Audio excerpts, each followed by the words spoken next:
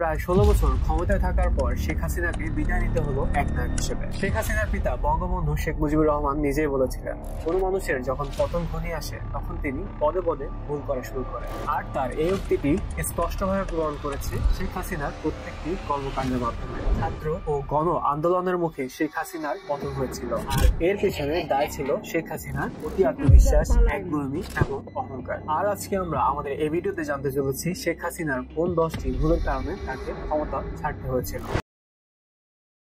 ছাত্র আন্দোলনের শুরু থেকে কোটা আন্দোলনের বিষয়টিকে নিয়ে শেখ হাসিনা বিন্দুমাত্র গুরুত্ব দেননি। চাইলে তিনি আন্দোলন থামানোর লক্ষ্যে কোটা সংস্কার করার আশ্বাস দিয়ে এই আন্দোলন থামাতে পারতেন, কিন্তু তিনি শিক্ষার্থীদের এই যৌক্তিক দাবি নিয়েও তুচ্ছ-তাচ্ছিল্য করেছিলেন। 14 জুলাই চীন সফর থেকে ফিরে এসে এক সংবাদ সম্মেলনে শেখ হাসিনা রাজাকার এই শব্দটি ছাত্রছাত্রীদের উদ্দেশ্যে ব্যবহার করেছিলেন, আর এটি ছিল তার সবচেয়ে বড় ভুল। এতে করে তার একগুঁয়েমি এবং অহংকারের বিষয়টি সবার সামনে চলে আসে। এর পরিপ্রেক্ষিতে শিক্ষার্থীরা আরো বেশি ফুঁসে ওঠে আর আন্দোলন হয়ে ওঠে আরো জোরালো। তার এই একটি বক্তব্যের পরে স্লোগানে রাজপথ উত্তাল হয়ে ওঠে।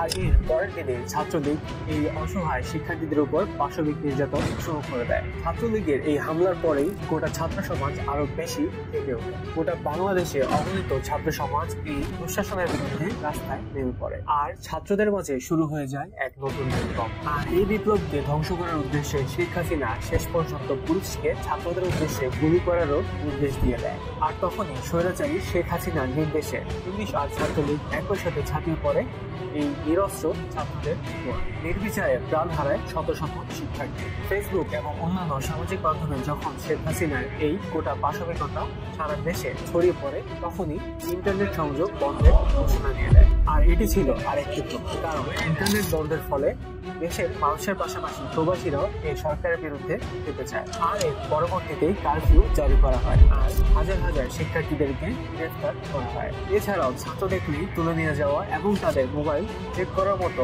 ভিন্ন কাজও করা হয়েছিল। দেশের পরিস্থিতি কিছুটা স্বাভাবিক হওয়ার পর শেখ হাসিনা কোনো আহত শিক্ষার্থীকে দেখতে না গিয়ে চলে যায় মেট্রো রেল এবং বিটিভি ভবন পরিদর্শন করার জন্য, আর শুরু করে তার মায়ের কান্না। আর এই মায়ের কান্না দেখে মানুষের আরো বেশি রাগ ও ক্ষোভ জন্মায়। সবাই তখন বলতে শুরু করে, একজন মানুষের প্রাণের চেয়ে কি এই বিটিভি আর মেট্রো রেলের দাম অনেক বেশি? এগুলো দেখা দেখিতেই মানুষের রাগ ক্ষোভ আরো বেড়ে যায় এবং তারা আন্দোলনের পথে আরো এগিয়ে যাওয়া শুরু করে। আর এই আন্দোলন আরো বেশি বেগ পায় যখন 6 সমন্বয়ককে ডিবি কার্যালয়ে বন্দী করে রেখে তাদের থেকে মিথ্যে স্টেটমেন্ট নেওয়া হয় এই আন্দোলনকে বন্ধ করে দেওয়ার জন্য।